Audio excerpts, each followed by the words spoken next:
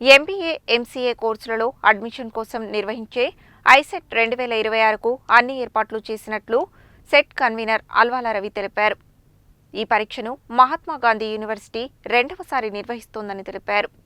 TG ICET 2026కు సంబంధించి set convener ఆచార్య అల్వాల రవి మీడియాకు ఒక ప్రకటన విడుదల చేశారు. ఈ నెల 13, 14 తేదీలలో 3 విడతలలో టీజీ ఐసెట్ నిర్వహించనున్నామని, దీనికి మొత్తం 56,223 మంది విద్యార్థులు హాజరు కానున్నారని తెలిపారు. ఇందులో 30,308 మంది మహిళలు, 25,915 మంది పురుషులు దరఖాస్తు చేసుకున్నట్లు ఆయన తెలిపారు. మే 13న మొదటి విడతలో ఉదయం 10 గంటల నుండి మధ్యాహ్నం 12:30 వరకు, రెండవ విడతలో మధ్యాహ్నం 2:30 గంటల నుండి సాయంత్రం 5 గంటల వరకు, మే 14న ఒకే విడతలో ఉదయం 10 గంటల నుండి మధ్యాహ్నం 12:30 వరకు పరీక్ష నిర్వహించనున్నట్లు పేర్కొన్నారు. మే 13న రెండవ విడతలో జరిగే పరీక్షకు దివ్యాంగులు మరియు ఉర్దూ విద్యార్థులు మాత్రమే హాజరు కానున్నారని చెప్పారు. ఈ పరీక్ష నిర్వహణ కోసం తెలంగాణ రాష్ట్ర వ్యాప్తంగా 69 పరీక్షా కేంద్రాలను ఏర్పాటు చేసినట్లు, ఇందుకోసం 100 మంది పరిశీలకులను నియమించినట్లు తెలిపారు.